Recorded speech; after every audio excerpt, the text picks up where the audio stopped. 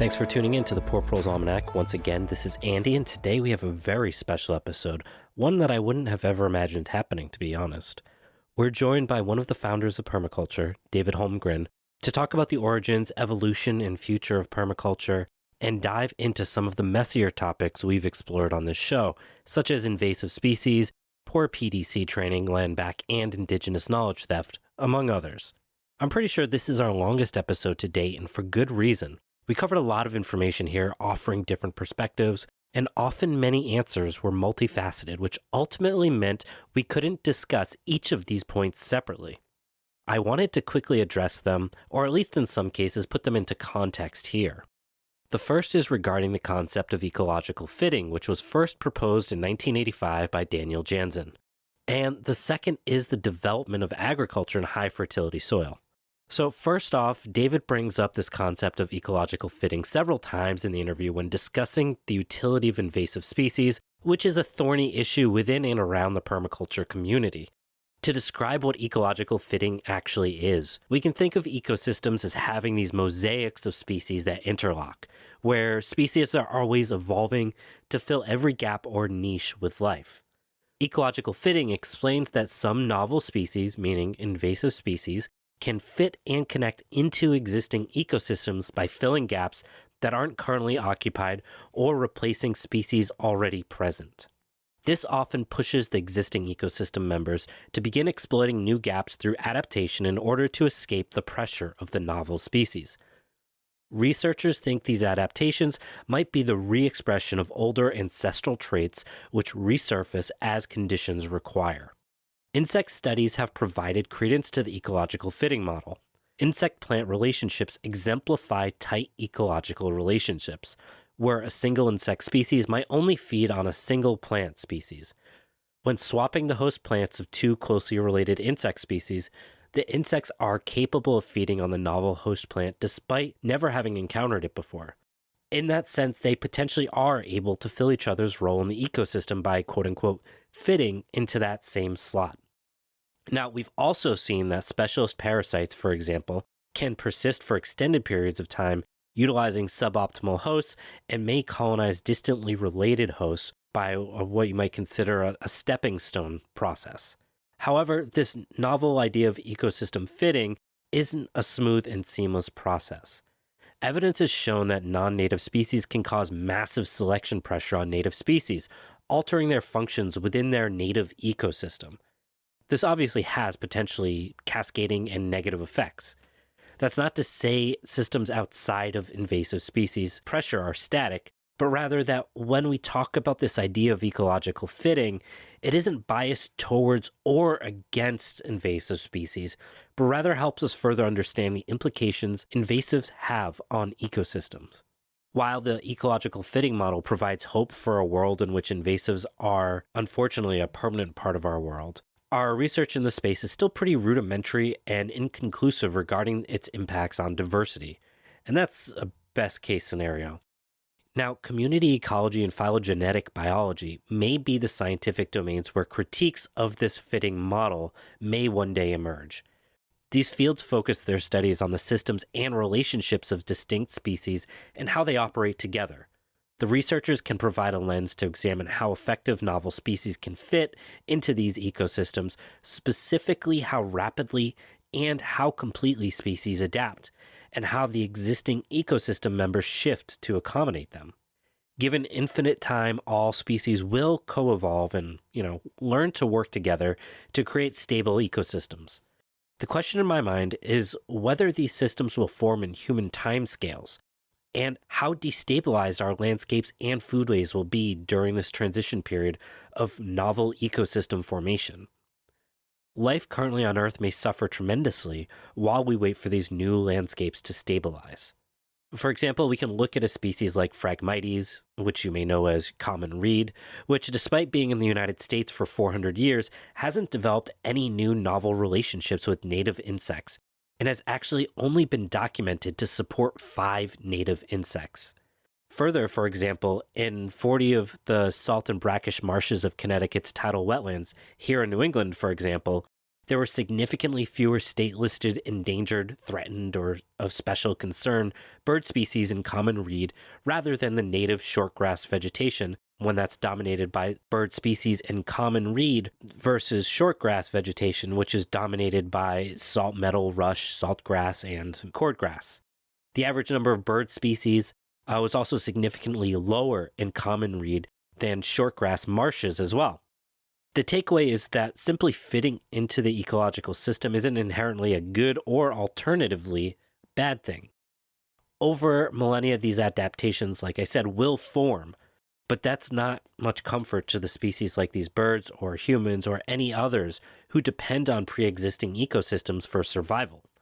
That's not even to mention cultural and historical implications as species loss continues under the current pressures of climate change and ecosystem degradation. The short answer is that it's complicated, right? Ecological fitting is simply a tool that helps us understand how ecosystems form and shift over time.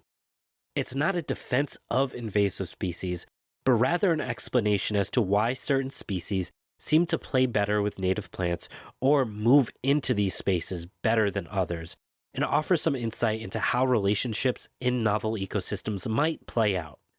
Community ecology and phylogenetic biology comparatively offer a more careful approach to the long-term impacts of these relationships, including the direct human impacts that can result from these destabilized systems.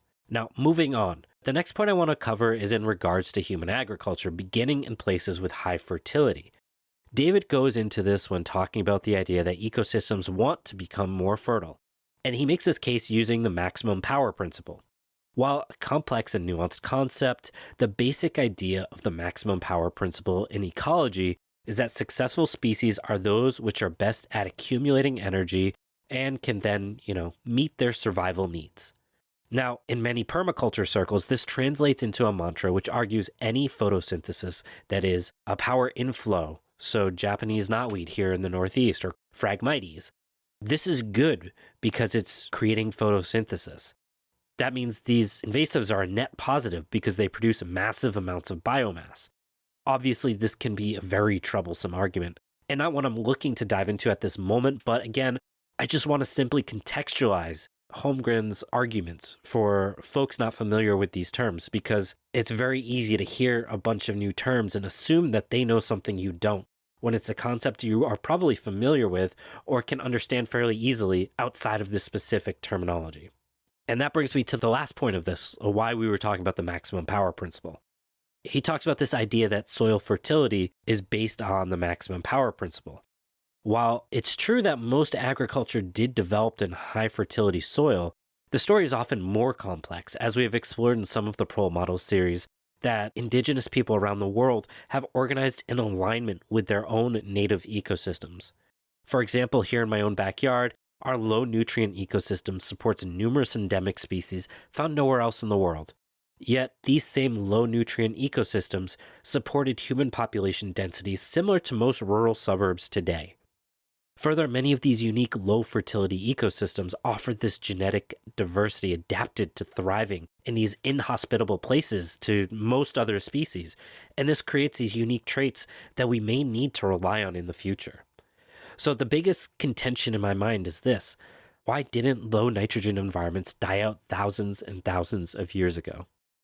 These ecosystems have thrived for millennia, despite the fact nutrients can travel through species like nitrogen fixers, yet they didn't change. Additionally, both ethical and ecological questions about whether or not these landscapes, because of the soil type, hydrology, among a number of other factors, can actually support a healthy or stable novel ecosystem. The alternative might simply look no different than much of our disturbed woodlands that are filled with invasives and offering little diversity or resilience. Lastly, I think it's important as you listen to this interview to pay attention to how the arguments he makes relate to one another, because I find these really insightful for understanding the fundamentals of how permaculture operates, in particular in how it advocates for human stewardship and really what that looks like. All of that said, I think having different perspectives on these complex and very subjective subjects is really important. It enables us to come to more complete and accurate understandings of the world and how we can best relate to it and fully understand other perspectives. That will only become more and more important as the ecosystem and climate shift further and further out of whack, and we have to come up with new solutions. Also, as a human, coming to the table with people with dissimilar perspectives, with genuine openness, helps us better understand the foundations of our own perspectives and the emotional reasoning which may underlie them. Listening with respect and honest attention allows us to be more compassionate for folks who have different views than our own and build bigger, more healthy human ecosystems where we can thrive and build resilience. That's what I believe the core of this conversation is truly about: understanding different perspectives in a very polarizing vacuum. Hopefully, you all will enjoy this conversation.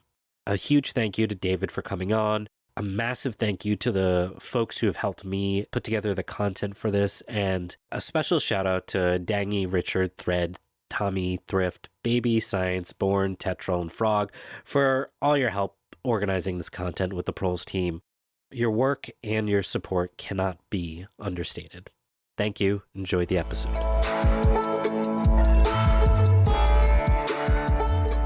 David, thanks so much for coming on. I don't think you need an introduction. Most folks listening are going to be familiar with your work. How are you doing today? Good. And it's good to be speaking to you from summer here at Meliadora in the Southern Hemisphere to you in winter. Yeah. We're both enjoying mild climates at the moment, for better or worse. I think probably worse in my case. It's nice during the day, but it's not nice, what it means, right? So I wanted to talk to you today a little bit about permaculture as a thing. And this is something you've probably thought about and probably answered at some point in the long time you've been doing this. Did you ever think it was going to be this globally recognized term? Well, yes and no, I suppose. Certainly for me, the movement that emerged out of the concept, because of course permaculture started as a concept hatched between myself and Bill Mollison when I was very young, and he was a generation older than me. And that relationship was an informal, if you like, student-mentor relationship, even though we were both in academia, we're in different institutions and had no formal relationship to each other through those institutions. And I suppose I was very focused and empowered on creating the world we do want by living it each day. And in some ways, that was a reaction against my upbringing in a radical political left family about fighting against all the injustices in the world. I didn't have many things I could rebel against my parents, unlike most of my baby boomer peers. But that led me to that very strong focus on the self-empowerment by doing things and modelling this world we want. I suppose my co-originator, Mollison, was looking for a larger stage than the audience he had in the University of Tasmania.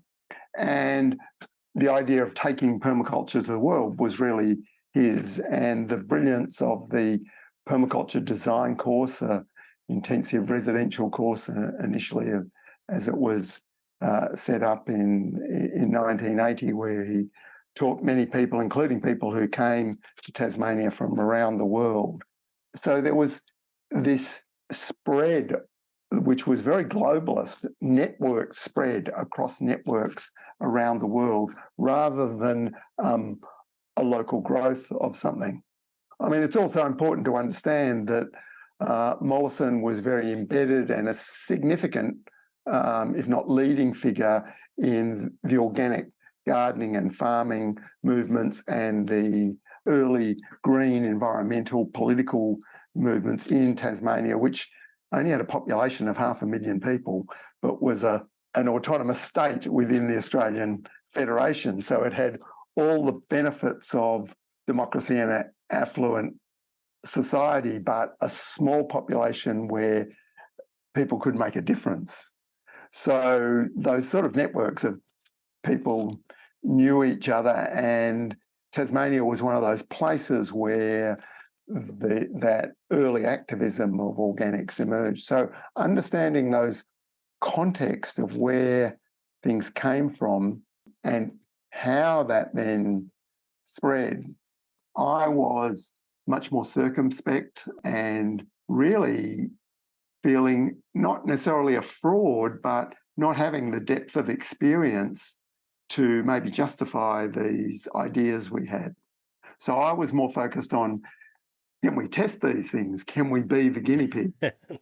And Yeah, that's always important. I think it was the review of Permaculture 1, which was published in 1978 by Earl Beinhardt at the New Alchemy Institute in your part of the world. He's only about 30 miles from me. Right. That made me think, oh, what we've done is significant, because there were some of the people that, we respected were sort of working in this sort of kindred networks, saying, oh, no, this is actually significant. So right from the beginning, I suppose I was a bit of a skeptic or a critic of almost what we had done. And that was in counterflow to the huge interest that there was in that time, which was, it's hard to explain to young people how much was going on in the 70s as a result of the oil crises of 73 and 79. And Permaculture 1 was published between those two. So it caught that wave of huge interest in all the things we would call sustainability today. If it had been published in the mid-80s, I believe it would have sunk like a lead balloon. So it's important to understand how ideas can spread, not just because of the brilliance of the ideas and the energy of those pursuing them, though I don't discount that, but that they're actually, the timing is right and that they catch, something that was happening. So that process of how permaculture spread was really interesting and complex. And there were other waves, because that basically what I call the Thatcherite Reaganite revolution, starting with Margaret Thatcher in 1979 and Ronald Reagan in 1981, sort of ended up sort of like disabling that first wave of these sustainability and alternative radical thinking. And then it wasn't until the late 80s, early 90s that there was a second wave, which was much more modest, much more constrained, much more suit and tie. But it also led to a huge surge in interest in permaculture. Now, some of those, my documenting of these multiple waves has a bit of an Australian bias to it. But even generally in the English-speaking affluent world, I think those patterns actually show up. And we're probably now in the fourth, or depending on how you look at it, fifth wave. So that sort of pulsing pattern where things don't just grow slowly or lead to some gradual rising and then maybe exponential growth, but this pulse and then a sort of a consolidation phase where people actually try out these ideas, do something with them quietly, slowly, and then there's another huge phase of interest, or new people attracted to those ideas. So that's how I've seen it happen. Of course, that was in retrospect, but I do need to acknowledge that back in the 70s, maybe with youthful sense about we're going to change the world and the ideas of the limits to growth, we thought, both Mollison and myself, so me in youth, him in middle age, thought that the 80s would bring on this radical stress to the global industrial system. And that actually didn't happen. Yeah. So we thought that in that crisis, as the crisis worsened, as the cost of food, the cost of energy, the supply lines became more unreliable, ideas like permaculture would be thrust into the the space and actually sort of grow and maybe influence the world. So in that sense, I wasn't surprised by the fact that it has grown, but it's been so in a completely different way to what maybe we imagined. You're talking and I'm just like, what year are you talking about again? Because that sounds awful familiar. I feel like I can experience that supply chain issue, out of control food prices. Yeah, it sounds kind of familiar. And I think a lot of people in my generation and younger, I still think of myself as young, but I have to start accepting that I'm not anymore. That it feels like we're at that kind of a moment again, that something has to change, right?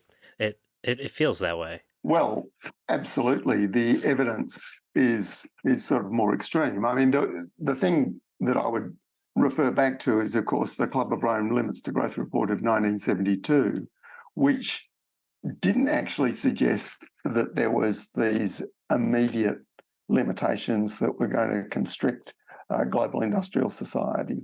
They said it would actually, in the models, not using it as a prediction, but the models all suggested it happening in the 21st century. And in fact, the tipping point in industrial output per capita, and then very shortly after that, food per capita, was about now. No, that feels good. But a lot of us thought that naively we had enough faith, ridiculous faith in markets. We thought once the captains of industry and the people in the know understand this limits to growth, market intelligence will start pushing up the price of resources, whether it's oil, copper, food, timber, and that these forces will lead to this big change. But actually what happened, markets have no more intelligence than the end of their nose. Yeah. So what happened was a huge amount of the wealth from the Middle East, oil wealth, was recycled through the World Bank and the IMF, loaned to developing countries to develop their resources at record speed to pay back the interest on those loans. And so the world was actually flooded with new resources, which crashed the prices and triggered the third world debt crisis. And all of the people doing rural self-reliance, trying to become self-reliant peasant farmers, while their peers had renovated a couple of terrace houses in the city and become millionaires. All of those ideas, like, what's the point of all this? This doesn't work. So it's a matter of sort of like understanding that complex geopolitical history, the economics, the energetics, and that all of these things provide a context in which ideas like permaculture survive and thrive, or sort of fade away. Yeah. So a lot of people don't think of the world in those terms.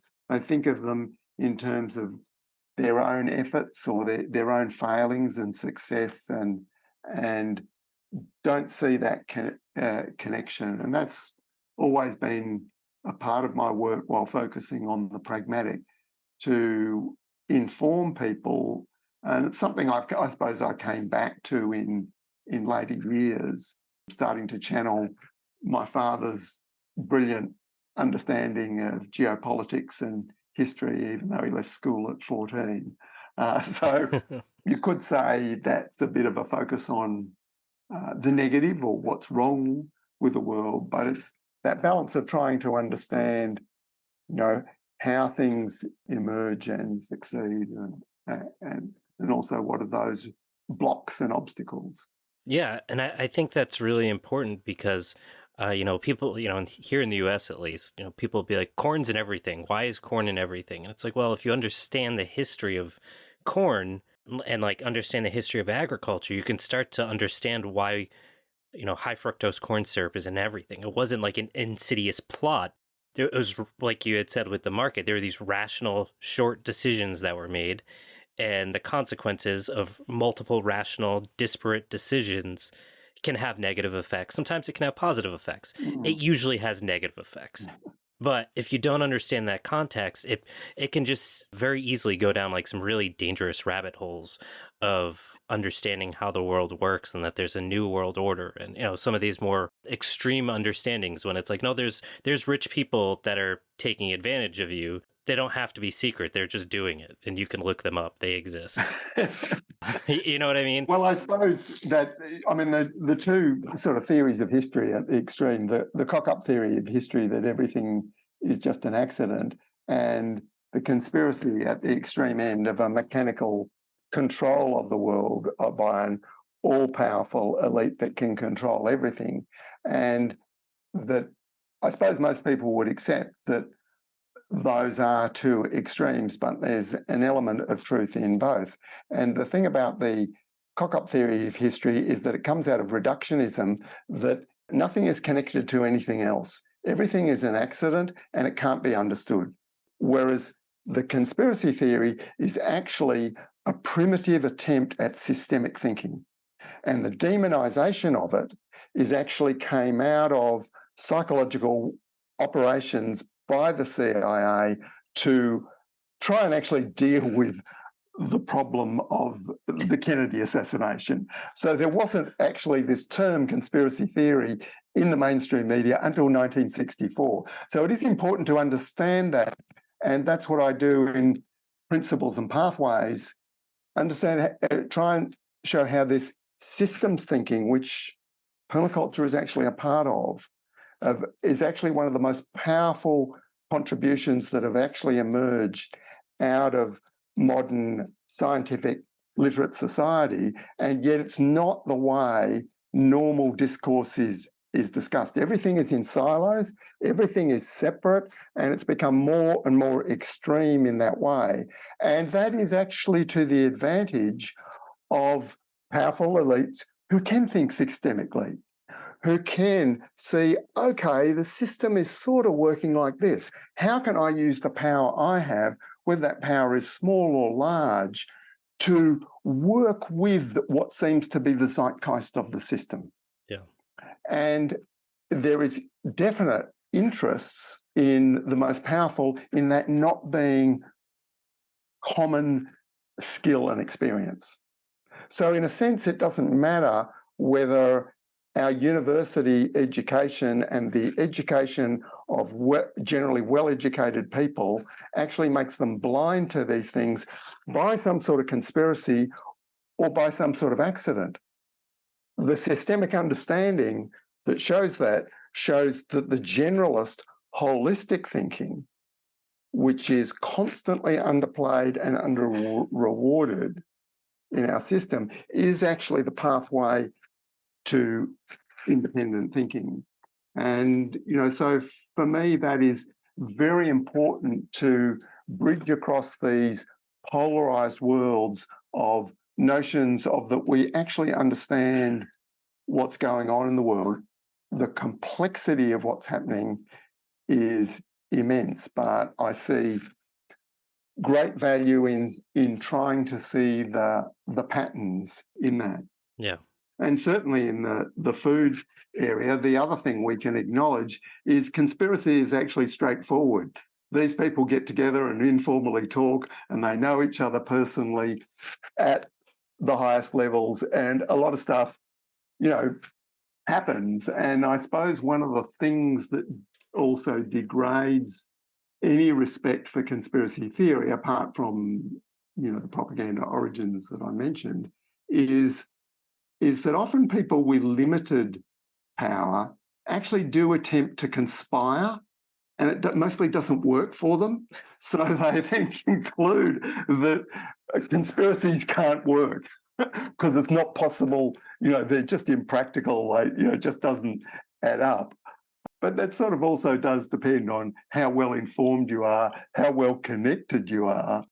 And I suppose it's also natural that people who are the most disempowered see the whole system as not working for them, whereas those that it's working for to some degree are quite happy and comfortable with the idea that they're comfortable because it's just an accident of history. Yeah. Or And they're not, as you and I are, the benefits of a global empire, both in the United Yeah. States and Australia, us as part of that. We are the beneficial recipients of that extractive system, even if we are sort of partially resistors to it. And that's a sort of, that's more comfortable to deal with, that we are part of a crime against future generations and a crime against the planet. If it's just like some, as a result of the accident of history. Yeah. So that's a bit of my sort of, I suppose, balancing those perspectives that I take there. Yeah, and I think it translates really well into permaculture in a lot of ways. And it also speaks to, I think, some of the things that are really, I would say, like difficult for a lot of people when it comes to permaculture, right? That it's framed in a very specific language. In the case of permaculture, it's mostly positive language about abundance and what we can contribute to the world around us. Yeah. The ideas of supporting ethical food systems. Now, you've brought up Mollison and like organic gardening, which at the time in the 60s, 70s, and even going into the 80s was a very specific brand of, at least here, I can't speak to Australia, but here in the US, you had Rodale and all these other actors that were very explicit, from the trash farming model to 60s, 70s, and 80s, pushing a very specific idea of what organic is that existed separately from permaculture. But, as permaculture is this very fluid thing, it kind of absorbs a lot of stuff that kind of, it's like, well, this counts too. This is good. This meets all of the things that are defined by us to be permaculture. Yeah. And I'm interested about your thoughts about, as permaculture has evolved to kind of absorb a lot of these different things, if maybe it's become a bit of a blanket term that doesn't fit what you had initially envisioned. Yeah, well, any sort of self-organizing, emergent, living movement, as permaculture is, without any sort of central control or articulation, is going to evolve and be influenced by things that were different from what the co-originators imagined, but also our own ideas emerged and evolved. And Mollison said, I mean, Permaculture 2, published only 1 year after Permaculture 1, that by permaculture meaning permanent agriculture, it inherently, implicitly meant permanent culture. And so that all of the underpinning things, or looking at it another way, the things built on top of agriculture as our prime way of providing our sources of sustenance, all of the elaborations of society and civilization that sit on that also need redesigning from first ecological principles, in the same way that agriculture does. So that extending out of permaculture to a much sort of broader concept, which I suppose for a lot of people, they saw that broader flowering in my depiction of permaculture, with the 7 petals of the permaculture flower, all of these different domains, not just land and nature stewardship, building, tools and technology, education and culture, health and spiritual well-being, economics and finance, and land tenure and governance, that permaculture thinking could be applied to all of these. So I articulated that in Principles and Pathways in 2002. But if you look at what Mollison said in Permaculture 2, it had that sort of more overarching view. But you can see that actually back in the early pioneers of organics, while in the savagely, hostile cultural framework, the likes of Rodale and others might have defined organics in a limited way. The whole notion of healthy soil, healthy plants, healthy animals and healthy humans was connected to all of the ideas of holistic health. And it's no accident that many of the people who are actually involved in organics were also involved in complementary and alternative fields of health. So just as sort of one example of that sort of more larger picture of what organics was. So I saw organics, in a sense, moving down a reductionist pathway, especially as it became certified agriculture, and how does it find its place in the current world economy as, in the end, providing some sort of commodity, to the extent that when I was a keynote speaker at the IFOAM conference held here in Australia in early 2000s, it was interesting that there were some synergies between some of the things I was saying as, to some extent, a radical outsider, and some of the people who were the founders of IFOAM were saying about sticking to values, and those who were sort of saying organics is an industry. And some, serious advisors to organic certification organisations that stated quite clearly that there was no connection between organics and this idea of local food. Yeah.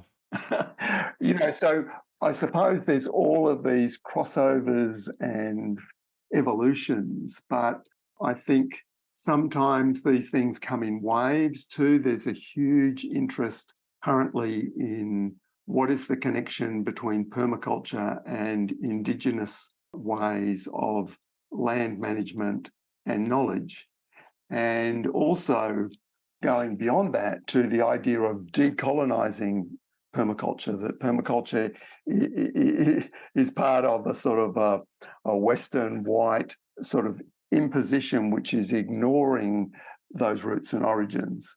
Well, some of those things are sort of like reinventing the wheel or restating or rediscovering what was there in an earlier form. Okay, in the 1970s, the language and context was very different to the awareness now. But a lot of people don't realise that some of the things that Mollison was involved in as an academic, apart from the work we did that led to permaculture, he actually was the academic who documented the lineages of the Cape Barren Islanders and led to their recognition that they were indigenous descendants of Tasmanians, whereas the story was that all the Tasmanians died out, became extinct. And he knew them all personally. So that connection was there actually at the beginning. And of course, Mollison and I were discussing things like George Augustus Robinson's journals documenting the examples of what were really proto-agriculture by Indigenous people. And that, of course, the inspirations for permaculture were sort of really out of what are the design rules in nature from ecological science, and what are the design rules we can learn from the cultures of place, and especially Indigenous ones, that existed before the industrialised world. Because if not in the particular details, then in the patterns and principles behind those systems, that's where we need the models. And of course, the early ideas for food forests came out of ethnobotanical documentation of those forms of agriculture that just existed all through the tropics and subtropics, if not so many examples in the temperate zone. Yeah. So some of these things are sort of reframing something or rediscovering it or doing it in what is culturally, today's accepted language. And we see this in lots of when we go back and look at pioneers of organics or the early ecological thinkers of the late 19th century. One of the failings I see today that I think has adversely infected permaculture, but it's just part of the society, is the tendency to judge things in the past by the exact demeanour and standards of today. And so look at people in the past and say, oh, they used the bad language or they didn't, respect this, or, just ridiculous notions that in a larger sense, historically, people have been doing that a lot, going back and trying to interpret the ancient Greeks in terms of today's thinking. For example, the ancient Greeks thought the world was created perfect originally and it degrades over time. We find that incredibly depressing, but it's actually more in keeping with the laws of thermodynamics. And the good life is led by passing it on in as best condition as possible, but basically everything is downhill. So, it's very hard for modern people to sort of try and get out of their box of their own thinking and see how did people think in different cultures and at different times, including our own ancestors. And so that's one of the things that bothers me a bit about some of the way people interpret permaculture, how it should be interpreted now, and even its own history over the very short number of decades. But maybe that's the inevitable becoming a cranky old co-originator. Yeah, that happens. So you brought up a lot of really interesting points that I want to ask about. I definitely, I'm going to try to table this and I'm going to say it out loud so I don't forget, but I do want to talk about land back and this idea of indigenous practices. But I'm really interested, I think, you've brought up this idea of permaculture being relearning how to ride the bicycle, or, where it's trying to relearn all of these things. And it's just this very broad set of rules, how we think about our relationship with nature. Now, I'm trying to think which one I want to ask first. All right. So I'll try and bring up less costly things in my answer. No, it's great. It's all of the things that I feel like I don't hear people. I don't want to say don't hear them talking about, but I think things that we should be talking about more, and maybe sometimes can get a little uncomfortable. But like, that's a part of growing, and acknowledging your limitations, the limitations of things you believe in, and so on. So this idea of like the PDC model, right? That is very important in understanding how it has evolved into something very different. You've made this point that the whole idea was that you didn't have a control over what it would look like. And I think that can be really great, but I also think it can be sometimes a little bit dangerous because it's really hard to hold people accountable. When I've taken PDCs, I've taken good PDCs, I've taken bad PDCs, and some of them are very good, and some of them are very bad, and it is what it is, right? That's the model, and I think it's great because it does allow for some liberation for people to evolve their teaching to new knowledge, new science, and specifically their region. But also, I see people recommending things locally that don't make any sense, that make plenty of sense where you live, not where I live. And I'm interested about your thoughts if you could go back in time, if you would change things, if you would maybe reinforce the need for how local conditions should drive things maybe a little bit more authoritatively, or any particular thoughts? Well, yeah, I think right from the beginning, I was always picking any of the sacred cows that started to develop around our ideas, around there being any universal strategies and techniques in permaculture, that the only thing that was universal is the ethics and design principles. And even the design principles was an evolving articulation that was not clear actually from the beginning. The design principles are implicit in the early texts, and even in Mollison's great work, The Designer's Manual, published in 1988, 10 years after Permaculture 1, there's not actually a sort of a clear list of design principles that sort of emerges out of the experience of decades of teaching. And then, of course, there's all different articulations of that, but at least the concept of ethics and design principles being universal, the downside of that is they're incredibly general and therefore don't tell you exactly what to do. And the problem of wanting to know a recipe actually comes out of one of the deep blind spots of our civilization, because we've come from 250 years where one big solution tends to trump all others in every field. And this is a result of fossil fuel. There's one way to do things, and agriculture was the last thing to be industrialized while textile manufacture was the first thing to be industrialised. The reason agriculture was the last thing to be industrialised is that it's so fiddly, that land is different everywhere, that farmers are different. Within a farm, everything is different. And it was very difficult for that industrial system to come up with templates, recipes that just work. Now, eventually they sort of constructed things that sort of, in terms of the system, sort of halfway work. But ordinary people still expect that. And so they receive something and it's the expertise from somewhere else, often, that must be the answer. So, for example, I've been a great critic of one of those universal permaculture solutions, swales. Well, they don't actually apply where I live at all.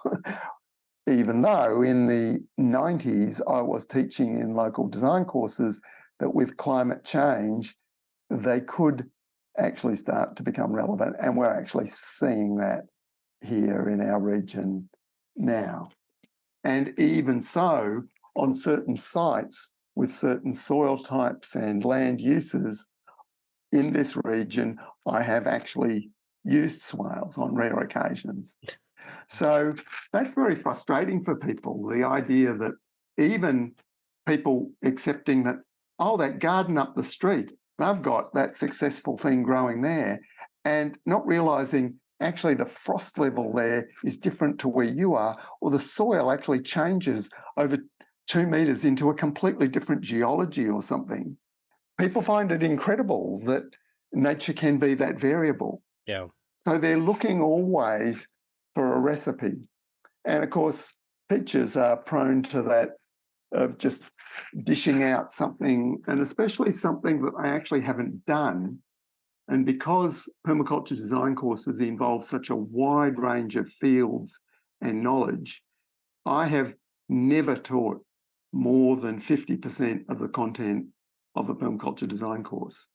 I thought it was outrageous that people attempted to copy Mollison and expound for 2 weeks on all of these different subjects. I mean, apart from the pedagogical flaw of having one style of teaching one person just in an intensive course. Now, the reality is that actually what happened is that most people attempting to teach permaculture actually self-regulated themselves. They discovered, like people did with permaculture design consultancy, I actually don't know enough. And they went away and went through a whole self-training process, or they combined with colleagues who had complementary skills. So I've been, I suppose, while incredibly frustrated and even cringing at some of the things that gets taught as permaculture, that's been my life experience all the time. And I've just sort of come to accept it, whereas Mollison did sort of go out and say, go out and conquer the world. But he got discontented with what people did and tried to sort of rein it in, and then took the opposite approach that said, that his designer's manual was the curriculum for permaculture design courses. And people would ask me, what do you think is appropriate in the curriculum? And I'd say, well, do you realise that permaculture came out of the most radical experiment in tertiary education in Australia's history, the Environmental Design School, where I was as a student? There was no curriculum. McNeil, who set up that school, said there's no point teaching architects, landscape architects and urban planners a specific set of skills, because by the time they come to practice, the world will have changed. You need to teach them how to problem solve and how to think. So I said, I don't accept the concept of a curriculum. Yeah. So this was sort of like just really confusing for people, because they were so embedded in, yes, what is the right content that you should teach?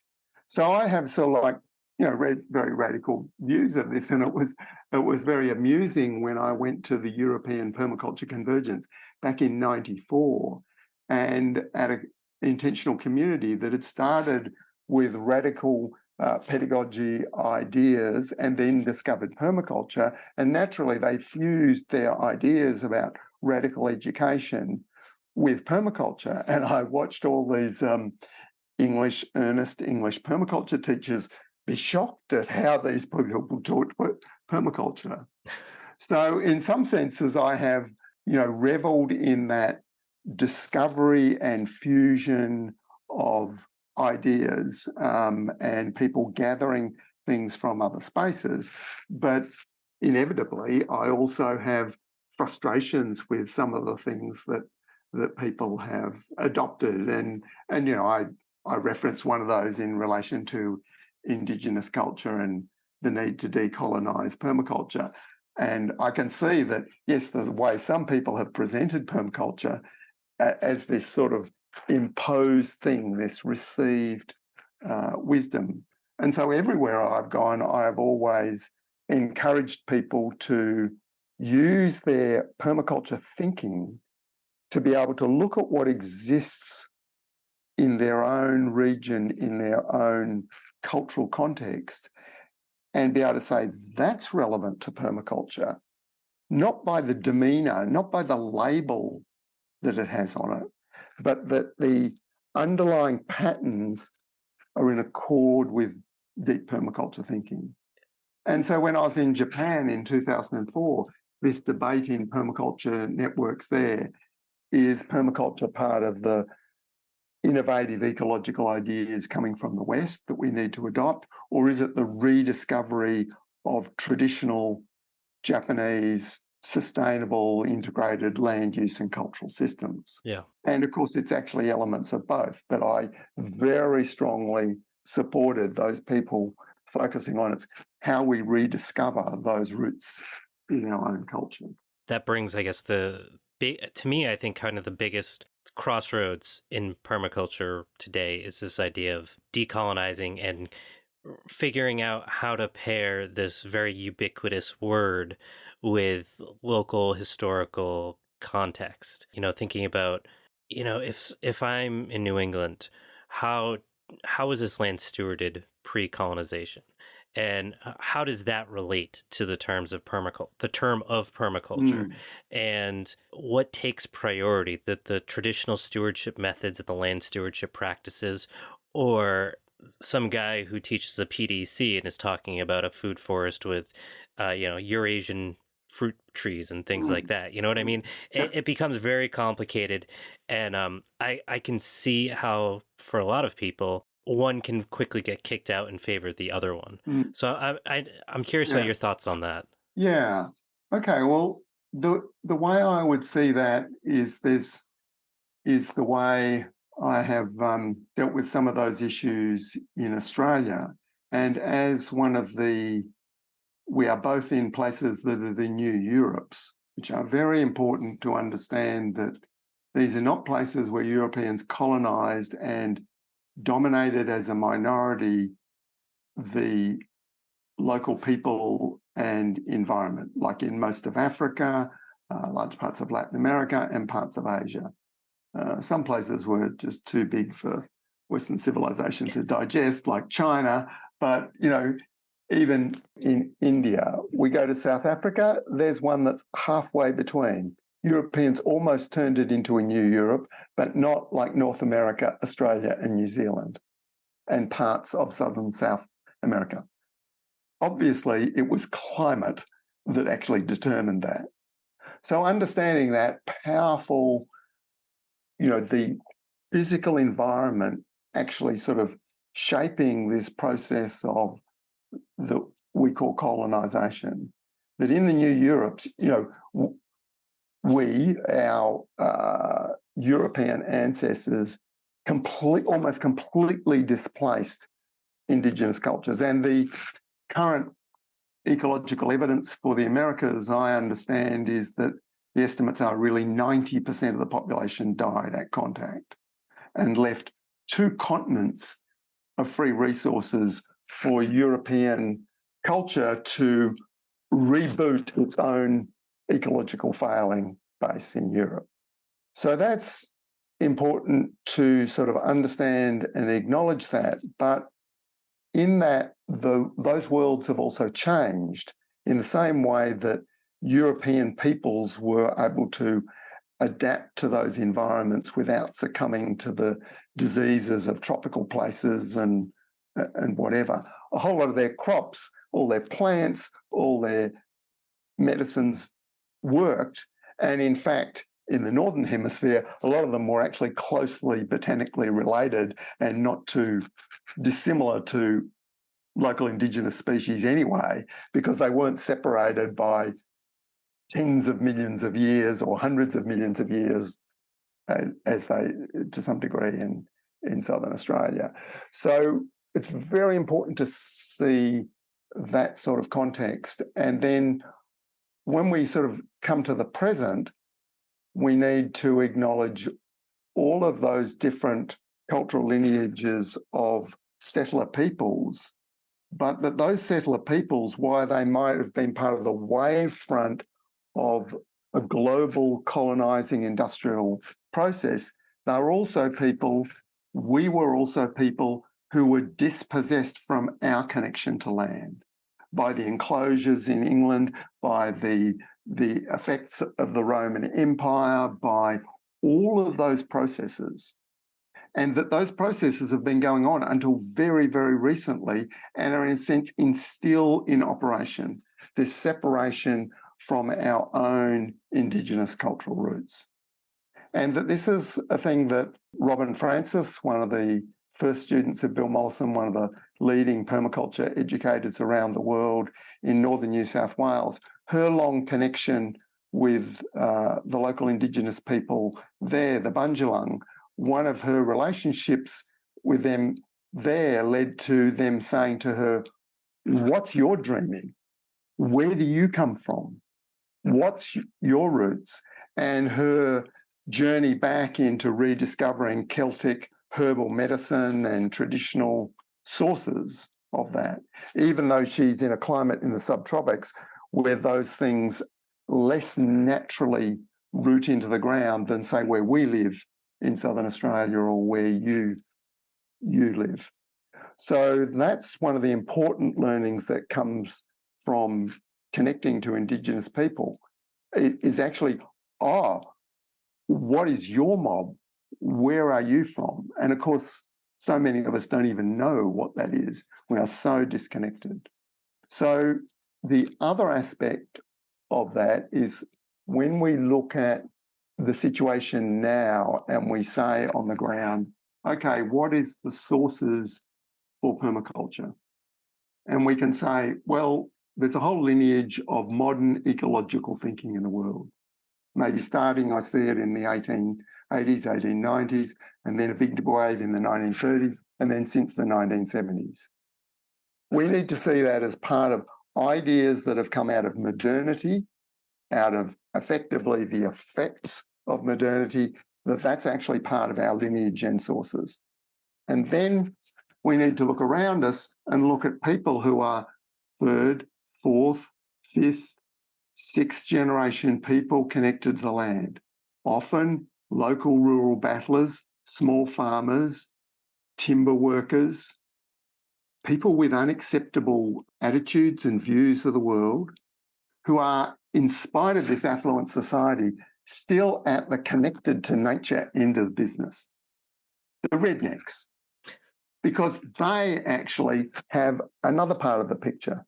And then that third one is, what are the roots of the surviving Indigenous cultural knowledge and systems that are relevant, that were here before the colonisation process? And of course, in your part of the world, compared with my part of the world, that's, you're reaching further back. But the amazing thing about Indigenous cultural revival is that some of these roots that we thought were completely exterminated have actually survived. Now, ironically, the places they've survived is a cross-cultural fusion with those other subcultural group I just mentioned, the rednecks, because that's where those worlds actually blended, that people who were part of that lineage were in the battler, working, rural, if you like, backwoods people. That's how they survived the dominant culture. So I just completely reject this idea of there's this permaculture sort of intellectual idea out of academic privilege, and then it's trying to sort of grapple with its inherited guilt around, oh, how do we rediscover what is actually relevant from deep indigenous knowledge? Recognizing that there are multiple subcultures and fringes, and of course, I don't mean to call local indigenous culture here in Australia a subculture, but in the context of how we exist, that's what it is. And what I find is that people from the second, third generation ecological thinking through lineages like permaculture, that we can say is actually been part of the counterculture, part of the hippie revolution, those people feel incredibly alienated from the way almost everything is done, just the same as the rednecks feel. And just to say, as the indigenous people trying to find the words to say, we just think differently to any of this system that's in the consensus tent. Whereas what actually the system is doing is using the term of inclusivity to bring us all into the tent. But the tent and its contents are defined. And I completely reject that idea of this concept of inclusivity, because it is really a corruption of the idea of diversity. Because with diversity, you actually are contemplating and dealing with things that you don't understand, you don't fully appreciate, and maybe even you don't like. And that's what the diversity principle is about. It's not about celebrating all the things you love. It's about dealing with as Ivan Illich said in his book, Vernacular Gender, the relationship between male and female gender in traditional societies was an ambiguous complementarity where one never fully understood the other. They were different universes, but they were clearly had this complementary relationship. And that can't be found in the inclusivity world, which is all within the dominant paradigm. And so that is, for me, a fairly recent articulation and sort of pushback about some of these ways in which these subjects are being discussed. It clarified for me at an event in northern New South Wales following the catastrophic bushfires there, bringing together people in the community there to look at emergency response. People across all different groups of the communities, but many of those people had badges, the volunteer firefighters, the police, council workers and whatever, but there were also all sorts of community groups, and there were people from the local indigenous mob. And what I noticed is there were actually 3 subcultures not represented at that meeting other than the indigenous mob. Indigenous mob were one, and then there was, as I said, the rural rednecks, and then there were the second and third generation hippie back to the landers. And what I heard from all 3 was this alienation, disconnection, attempting to say, no, we need to operate differently. And so what I was suggesting was that those 3 groups should walk away from the tent in relation to fire. How would you just go and manage some bit of bush or something? Let's go and sit on the ground and see if what we can come to an agreement about doing. Totally outside the regulated system, totally outside the authorities. So the idea that these 3 groups, that ordinary society would see, well, they've really got very radically different ideas. I could see where there was a lot of commonality between those 3, and that some people had a foot in 2 of those camps. The rare person had a foot in all 3. And so people walking away from the restrictive, dominant paradigm, taking off their badge or whatever. And this is what happened directly from the young leader of the Fire Stick Alliance, young Aboriginal guy. And he said, look, I've sat down with ministers talking about cultural burning and how we re-establish these things.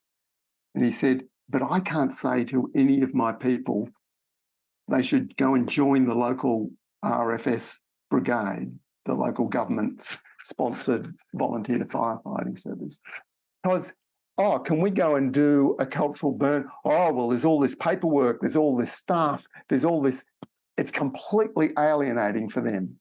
He says, I can't encourage any of my people to join that system. So he was incredibly articulate in the system, but no, need to walk away from that. So that might be a lot of challenging ideas, and it's stuff that I am beginning to write about more, but I think there's also enormous positive cross-fertilisation comes between those three subcultures, certainly in our own context in Australia, that we're sort of hoping to sort of try and bridge some of those things. And for myself, I self-identify in that back to the land hippie culture, the long hair. I have never, went through the 80s distancing myself from that lineage, all those stupid ideas that, were not evidence-based or crap.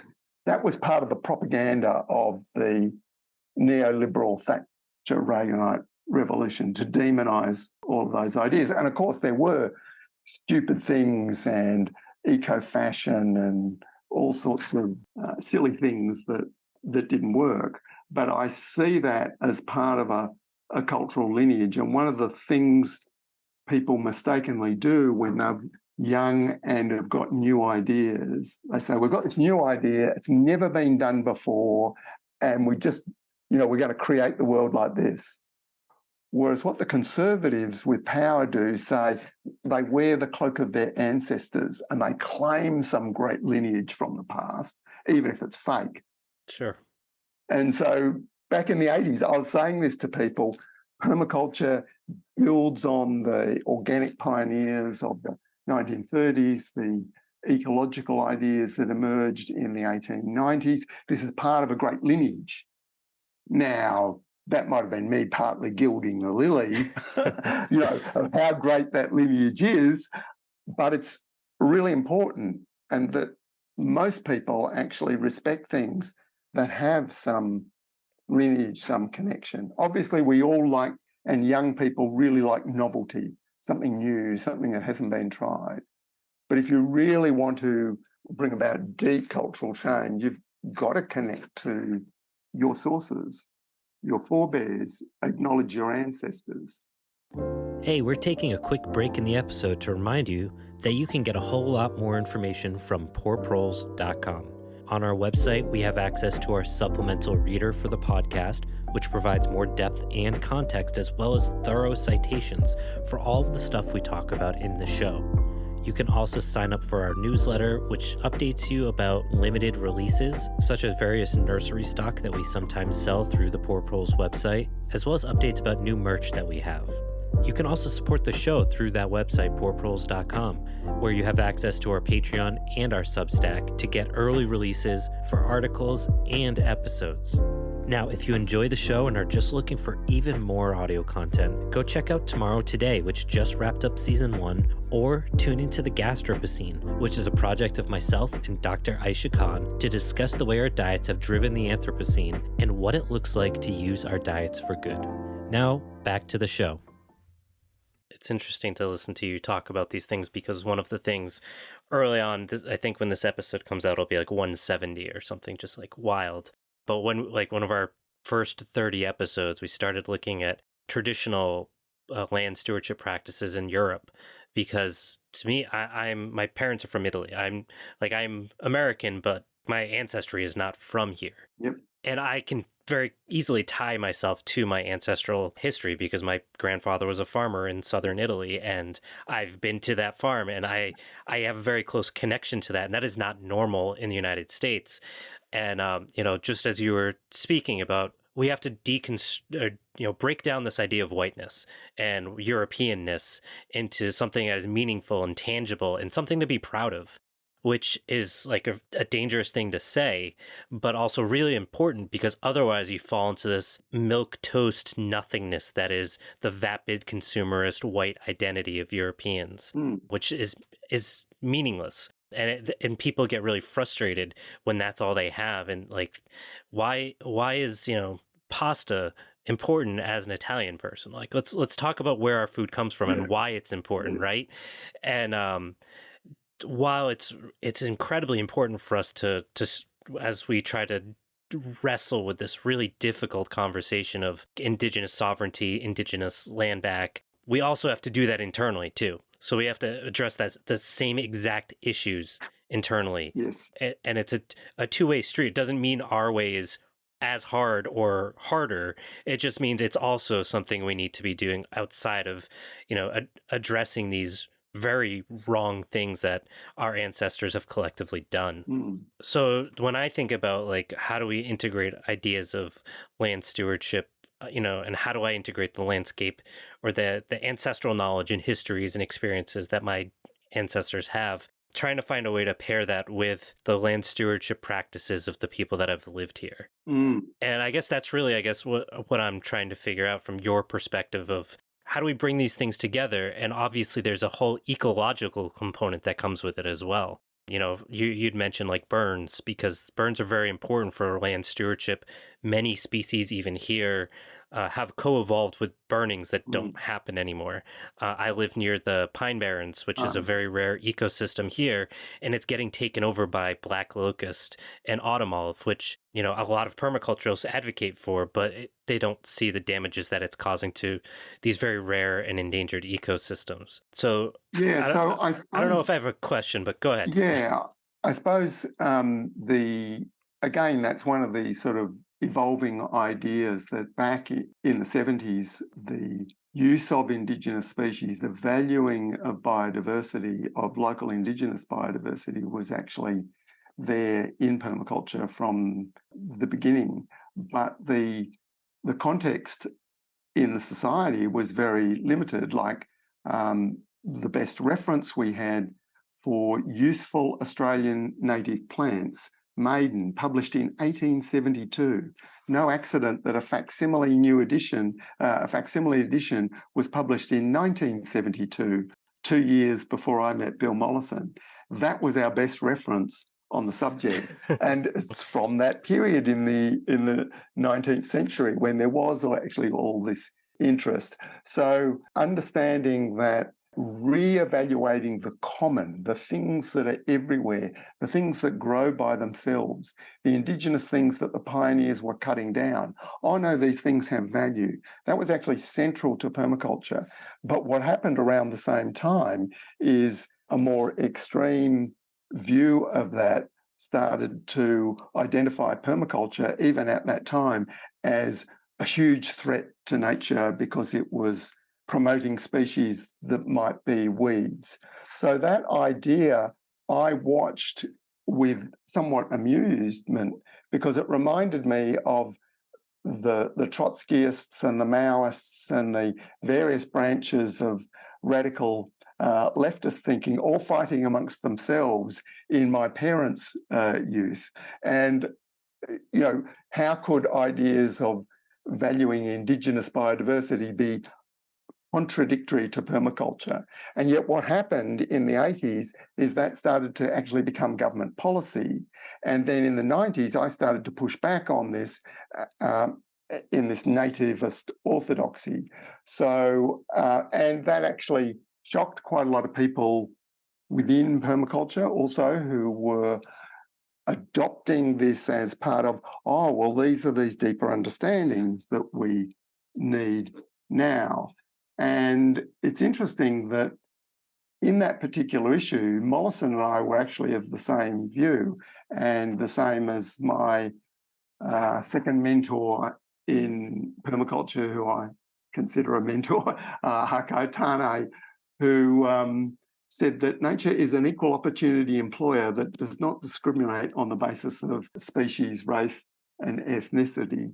So the ideas behind intact ecosystems and the whole scientific idea that ecosystems like species are very slow co-evolving structures, we actually criticised as being wrong. That ecosystem evolution, not necessarily like species evolution, can happen quite rapidly. Now, it wasn't until the internet and that we actually started to see any of serious science actually agreeing with us. So the work of Jansen, working in the most complex, diverse tropical lowland rainforests of Costa Rica, developed in the 80s the concept of ecological fitting, that species with different lock and key structures that did not co-evolve come together and form relationships. So there's a whole different view of ecosystem evolution, which is pulling the rug out from underneath a lot of what actually are now established, developing in orthodoxies around these things. So that's a sort of great debate that I've been involved in from the beginning.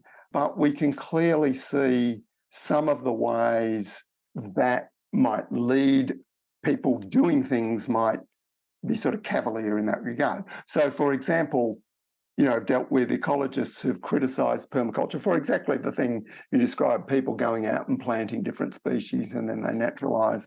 And I was told that I need to take, by a very prominent ecologist, that I need to take responsibility for this. And I said, so I need to take responsibility for that, do I, Tim? Will you take responsibility for the Vic Roads Authority when they direct seeded the Hume Highway corridor, the main highway between Melbourne and Sydney, with local indigenous species? But of course, they got the seed from whoever the contractors could supply the seed. So they genetically contaminated all of the local provenances with seed from everywhere. Maybe I can take responsibility for the Permi who planted some exotic species and it got away in the bush. If you take responsibility for that, because there's one person doing something, if you like, inspired by permaculture ideas of valuing and using the gamut of biodiversity. And then there's other ideas that said we should maintain and conserve systems. And then when anyone attempts to do that, especially at large scale, they actually do something which is by objective means actually creating more ecological contamination than planting a few things which are actually clearly exotic. If you understand this, when you're dealing with very plastic species like eucalypts in Australia that cover the whole continent, and many of our species that cover huge territories, there's very different provenances, very different local subspecies. And so when you gather seed from anywhere and you spread them, they, of course, immediately hybridize, and whatever was there, you've actually lost that. Yeah.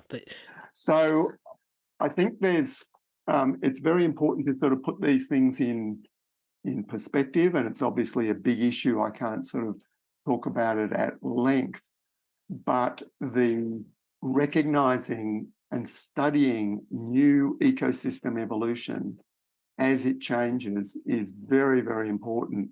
And the conservation biology field has been caught in a time warp of what it was the state when Europeans arrived, whereas the paleoecologists actually just think all of that is laughable because they go back to the last ice age. It's not very long ago. In Australia, it's all within the cultural memory of the indigenous people, and everything was completely different everywhere, and things changed in a very rapid time.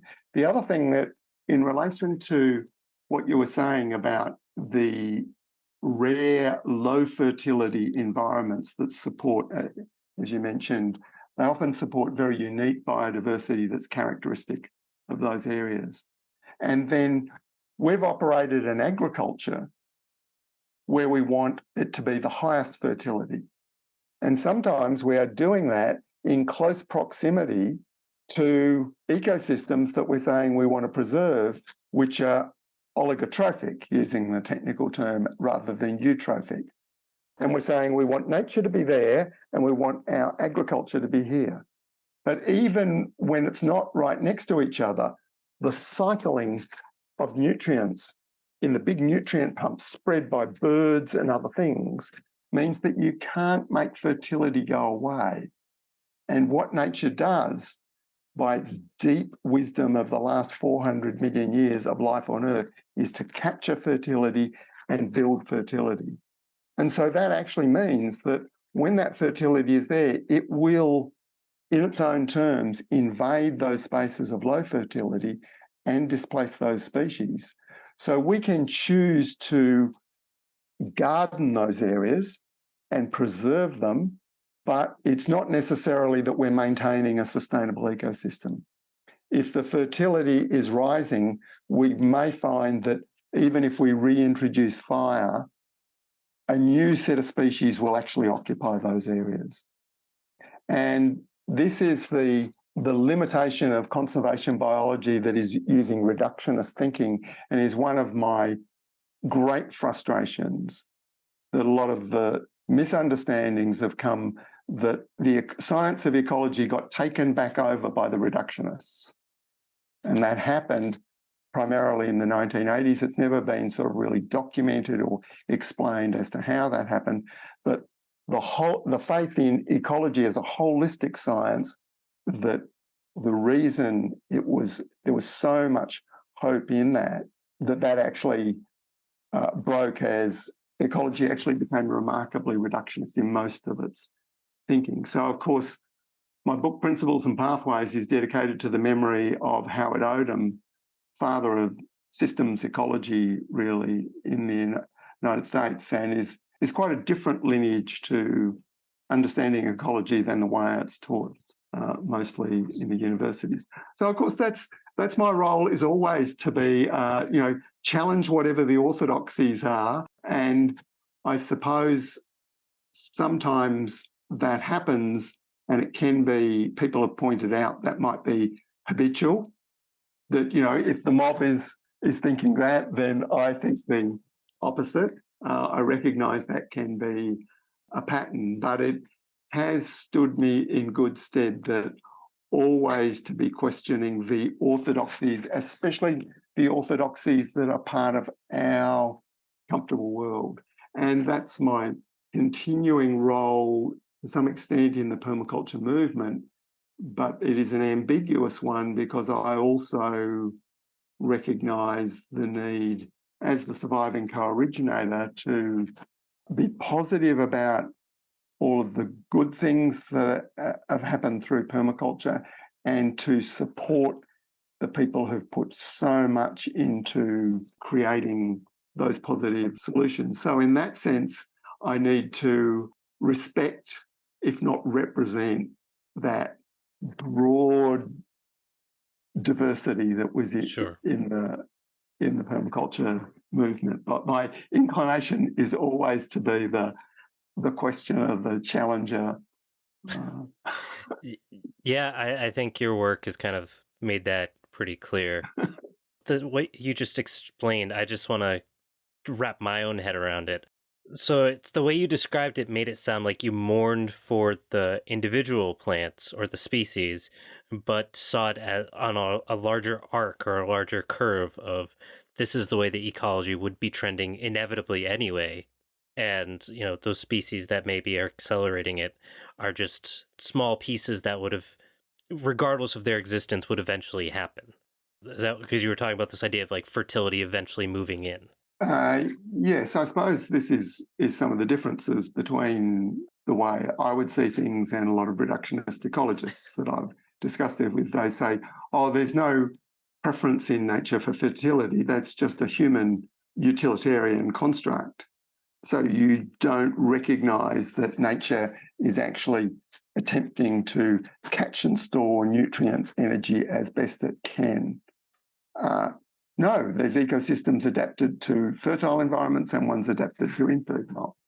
And I said, run that past any peasant farmer in the world that's been, 10 generations on the same land. Run it past any indigenous person connected to the land and ask them whether they think nature has a bias towards fertility. It's maximum power principle. Where nature can, it catches and builds itself to greater and greater construct. But the reality is that nature is limited by geology and climate. So it also has to adapt to what is.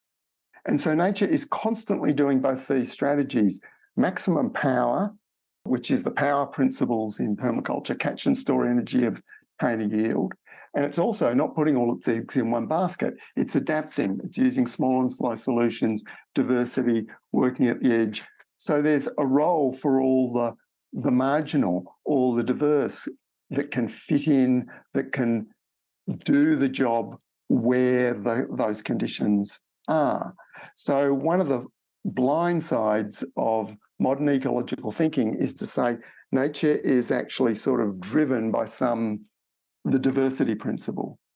But it's actually a tension between power and productivity in its own terms, not in human terms, and diversity of insurance, of lots of different possibilities.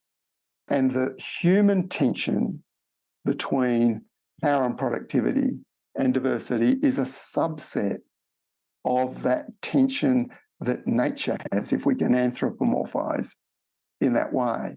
Whereas this is one of the blind spots where it says the modern ecological ideology says nature is constantly, directing itself towards diversity, and productivity and power is just a human construct. But that's not true. If there's not the power and productivity there, nothing works. And that is the maximum power principle that is really a universal law of nature, which Odom and others identified very clearly. And so once we see that our own conflicts over these issues are actually a subset of nature's conflicts, then we realise we are a part of nature and we can never be anything else other than that. Whereas the ideology that we're bad is part of this, we are separate from nature, and that we have never managed to become separate from nature. Nothing we do ever escapes the grand design rules that brought the life of the earth into existence. And I think that deeper understanding is something that aligns with indigenous people. It aligns with people connected to land. And it's actually incredibly reassuring that, okay, this is a structural design problem. Yes, should we focus on that variety of crop or that species because it's more productive? It made us more money. Or should we have, like the Mexican farmers of ancestry, keeping their family lineages of corn all growing, even though they knew they weren't as productive as some other one? Because they have a moral responsibility to do it. It's built into their culture. Oh, yeah, it turns out that, every catastrophic drought or really bad fungal season, that old variety actually works better than this other productive one. And there's a built-in cultural limitation on becoming too obsessed with obtaining a yield. And so that's this constant balance, thinking about the future. But if you say, we just focus on diversity, where's the tucker for the family's meal today, tomorrow? How do we build capacity to do things, to have the resources to plant the forest for the grandchildren? Power and productivity is not a sort of an evil concept. It's actually just about bringing it back down in balance with the other. And that's, of course, what our society running on fossil fuel capitalism has, become so problematic. So the permaculture principle, obtain a yield, a lot of people look at it and go, oh, that's problematic. That's exactly what our society has been doing too much of. And that's what I say, that all 12 permaculture principles are like spokes of a wheel in tension with one another collectively they keep the wheel true. But if you just go down focusing on one, then, to use the analogy, the wheel becomes buckled. It Yeah. doesn't work. Yeah, you brought up a lot of interesting points. I did have something else I wanted to ask you. You brought up this idea of scale, and I guess that's where I'll end things. Yes. Anyone that's been around permaculture, myself, and obviously you, one of the things I think that when we think about permaculture is like, all right, if this is something that we're trying to envision as a greater food system, an alternative, a more sustainable future, there's two things that I think are really important. The first is that a lot of permaculture farms, sites, whatever you want, projects, whatever you want to call them, they rely largely on volunteer or unpaid labor, which I think can be really beautiful, but also, given that we do live under capitalism, it is, there's some issues with that. And I'm also interested about your thoughts about like scalability, and if the idea of permaculture is predicated on this idea of like homestead culture, because that's where the greater overlap exists. Not to say that people like Mark Shepard don't exist who are doing some really interesting things about scaling up, but from your own perspective, I'm really interested about where you think, Yeah. where does this fit? Well, the first thing with scale is that people often assume economies of scale are the only way things work. And we've got the most extreme examples of that, of course, are chip manufacture now that's virtually in one factory, 92% of production in Taiwan. That's an example of with the sort of world that's come out of fossil fuel keeps getting bigger and bigger scales of economy. Yeah. The idea that vegetable production, for example, if that's going to be part of the diet of future generations, will be like the factory in Taiwan, one place, it would seem absurd to people. In fact, when we look at our current scales of operation of growing cabbages on a 100-acre paddock, and then that going into a centralised food supply chain compared with garden farming. Garden farming is the most efficient way to provide fresh fruit and vegetables for people, right close to where people live. That's how all our ancestors did it. Yes, very quickly, things like grains and livestock products and that might scale up to larger scales. So understanding what is the optimal scale and how that changes when cheap fossil fuels are or are not part of that picture, and whether that globalization trend actually is already failing, and so you've got the supply chain sort of issues. But more fundamentally, the issue of scale is part of the blind spot that things can scale by replication. So one garden that works can be the model for another garden that works and literally provide the seed and knowledge and whatever. So things can grow in their significance from small, limited numbers to many. They don't have to get scale up. So that's it's really interesting the way people just assume to become significant, something must scale up. And that's part of the blind spot of the last 250 years. So that's the first thing there. And that's a very deep issue in itself. Yeah. What does replication look like? What people now call viral replication. Why has a lot of my work been focused on the suburbs, where replication is possible of patterns where people can overcome that problem I said about just copy the recipe. Oh, well, that person next door did that. Maybe that'll work for me. If you've got a whole lot of templates, a whole lot of situations that are actually very similar, then replication can actually produce significant impacts when the conditions are right. Yeah.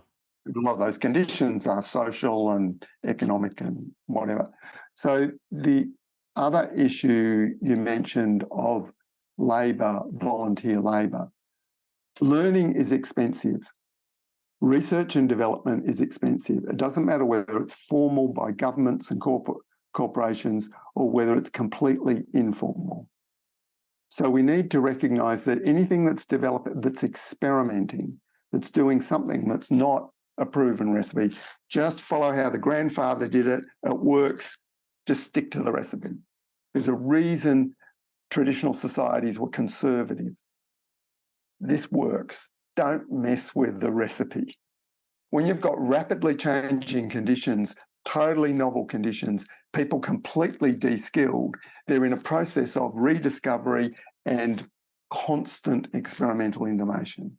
And we know that's incredibly expensive. So to look at systems where that is happening in experimental permaculture farms, a whole lot of people are learning through those processes. Now, it's all sort of inefficient and people come along and they didn't know what someone did a year before and they go and bloody do it again. And it's incredibly inefficient. But that is actually the nature of this sort of thing. The second thing is, of course, that when people are doing this as just some hobby or ideology, and it's not their primary source of sustenance, then they do often end up just faffing around and don't make a very good job of something, and it doesn't matter because they just actually go off to the supermarket and get what they don't have. So part of the art of working in this way is to experiment, to use the privilege of being part of the fossil-fueled affluent world, the privilege of having the internet and having people who can travel and bring new ideas or learn things, the privilege of doing all of that and saying, yeah, we're doing that, but we're also starting to go through a discipline where we suffer the consequences of our mistakes. Well, shit, the tomatoes, we really stuffed that up. Sorry, we haven't got any tomato sauce in the cupboard this year. That's it. Well, deal with it, rather than, oh, well, we just get it from somewhere else. So that feedback loop is really important. And certainly a lot of people doing these things, don't build in those feedback loops. Yeah. So those criticisms can be very valid that, oh, look, there's a whole lot of people just faffing around playing, basically. But, how do we learn when we're really learning, when we're young? We play. So play and work are sort of like really important parts of the puzzle. And just finding the sweet point in any particular situation between those. And of course, that should change over time in the same way we play a lot when we're kids and we grow up and we become responsible adults and we work. That progressively through projects and whatever, we should see that process, even if a whole lot of other people are starting to play again.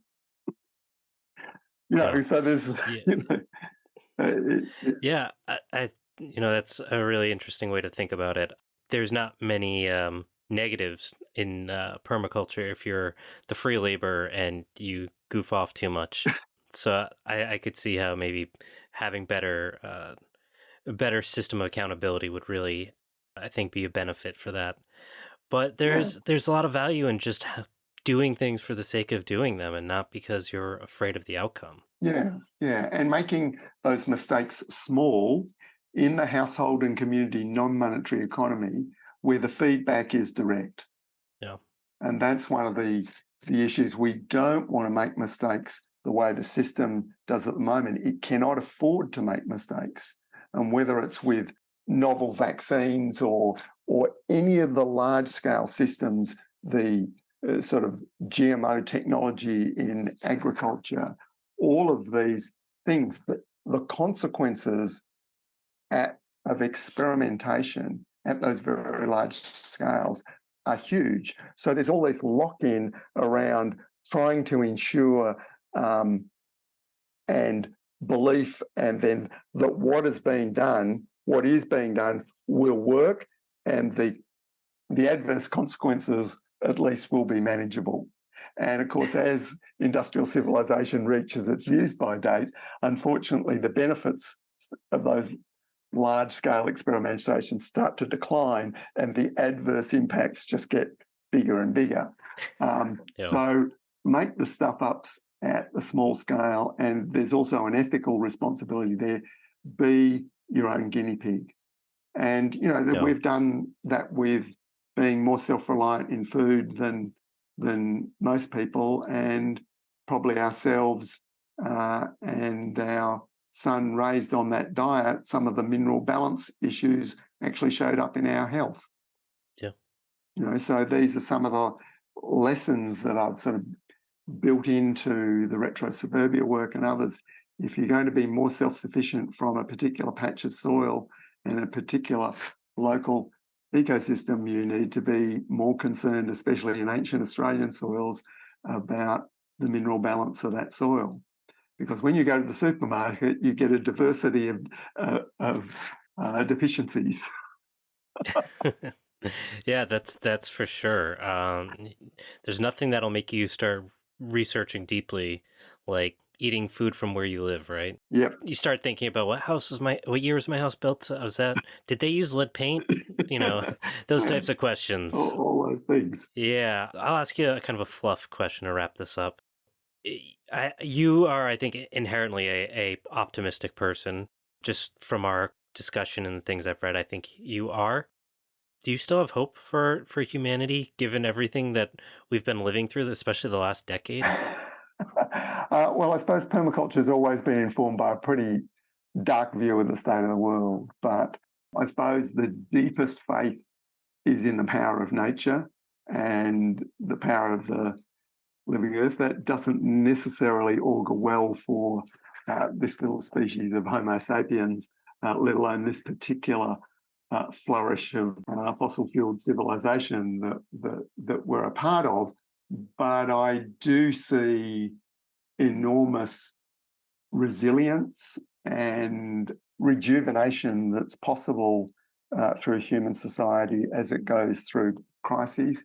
But I do tend to be of the view that maybe the biblical reference of needing to walk through the valley of death to some sort of enlightenment, not necessarily Armageddon. And we might be there right now.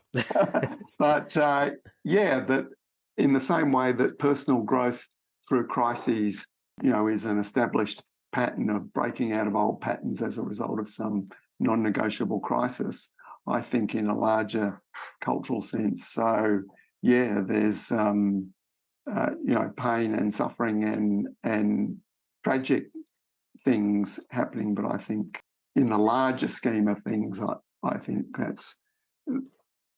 that's part of reaping the consequences of what's been done, but that will bring its own deep transformation, not necessarily in some completely utopian, sort of perfect world, but I am positive about those things when I work with people who are doing that, when I work with nature, and that is a balance to the big picture view that I still maintain, attempting to look at the over horizon picture and the issues of threats and obstacles that are in our way. David, do you have any books or anything interesting that's coming up that you want to plug before we wrap up? Well, there's a lot of my writings are on the Holmgren website, very accessible. A lot of my essays of recent times that will be part of a new series of collected writings, which is there's debate amongst the team here whether it will be called the third edition of David Holmgren's collected writings or whether it'll be called Raves of Dave. But in terms of the retro suburbia work is the really very substantial work that I'm passionate about, that is relevant to so many people in your country and our country, and that being really positive about how many people have found that incredibly useful work and the networks that are building up around that, including a huge online community at the Retro Suburbia Facebook community. I think it's over 20,000 people, and the resources we're developing with that. And of course, we work outside of the frameworks of the big publishing and distribution conglomerates like Amazon. So that work has been slow to spread into North America, but I think there's a huge amount of these learnings from permaculture over those decades and all the kindred networks that's built into that book, which is really a life manual for a lot of people in both the biological, the built, and the behavioural transformations that we need to make. Awesome. David, this has been a really fun and interesting conversation. I'm glad to have been fortunate enough to have some of these, the questions that I wondered a decade ago, 15 years ago, I'm now asking the guy who wrote the book. So it's really interesting and it's been really fun. And thank you so much for coming on. Oh, you're welcome. Great to talk to you.